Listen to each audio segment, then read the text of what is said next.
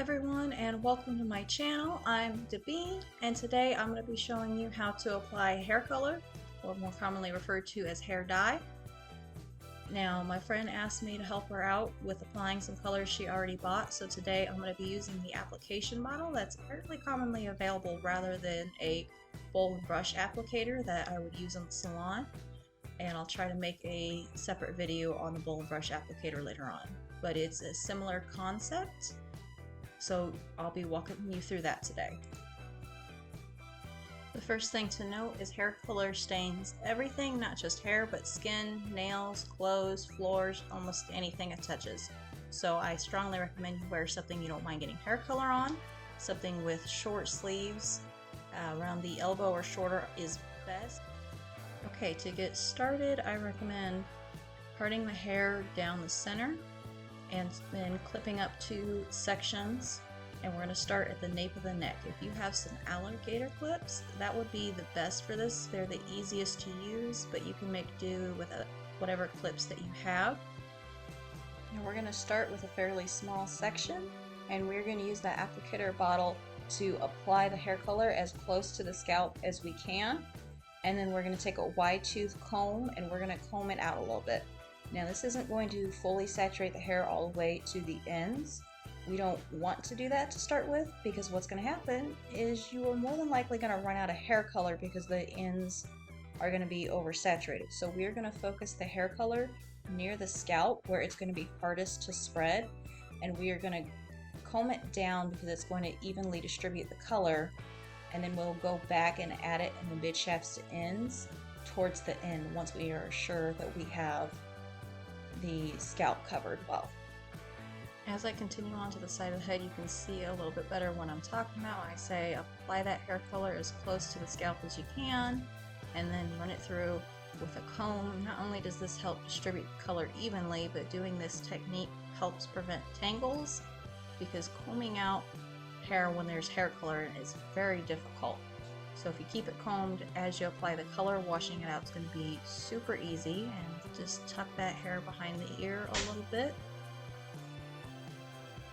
And as I'm going through, you can see that I'm taking about ½ inch sections. If you take too large of sections, you're not going to be able to get that hair color worked all the way through. So it's really important that you keep the sections small. And as you see here, I'm still making sure that hair color is all the way to the scalp, all the way around the hairline. You can use your finger a little bit. It's perfectly okay if you don't have a brush. You just got to work with what you have sometimes. And once you get about halfway through the head, go ahead and apply a little bit more hair color about midway through the hair and work it through, just because if we wait till the very end to do this, that's going to be a lot of hair to comb through and we're not going to make it all the way through. So just stop midway. You can maybe do it a third of the way through if hair is super thick, but I normally go about halfway.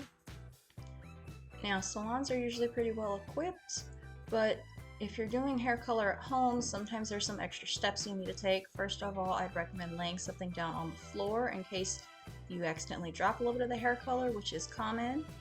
And if you're doing your friend's hair, I suggest that they wear a shirt they don't mind ruining, because even if you drape them and are very careful with the hair color, if you don't have a shampoo bowl and they have to hop in the shower to wash it out, they're almost guaranteed to get some hair color on that shirt. So I just suggest wearing an old t-shirt you're not worried about, laying something on the floor, and finally I would recommend wearing some gloves, because like I said, it will stain your hands. And make sure that any combs, clips, or anything else you use in this process, you are okay with them getting hair color on it. If it's black, it won't show up as much, but it will still leave a little bit of a residue.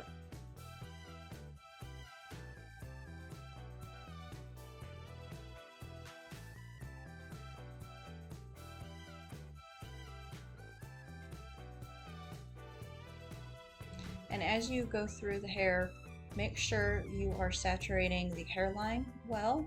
If I use a brush and bowl applicator, I just use the brush for this, but if you don't have a brush, you can just use your gloved finger like I'm doing here, just adding a tad bit more hair color if needed, and making sure it's spread all the way around the hairline and getting all those little baby hairs so you don't have mismatched colored hair around the hairline. Okay, now that we've worked our way through the whole head, we can go ahead and go back to the hair shaft and apply some more hair color and work it through. You should be able to just use up the rest of your hair color at this point, unless you have an excessive amount of hair color for some reason. But again, we do this to make sure that we have everything fully saturated, and heaven forbid you don't have enough hair color. If you do it this way, it's going to create kind of like a natural balayage, and it's going to look a whole lot better than just having half the head colored. And once you get all that hair color applied, I definitely recommend pinning the hair up while it processes to avoid a mess. And if you have a disposable shower cap to throw on, that would be even better. It also helps keep the hair color from drying out.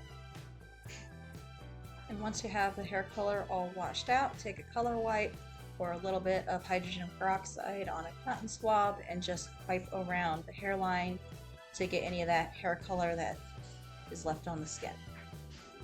I hope this video helped you out. If you have any questions, feel free to leave it in the comments below. And if you enjoyed this video, please hit like and subscribe, and have a fabulous day.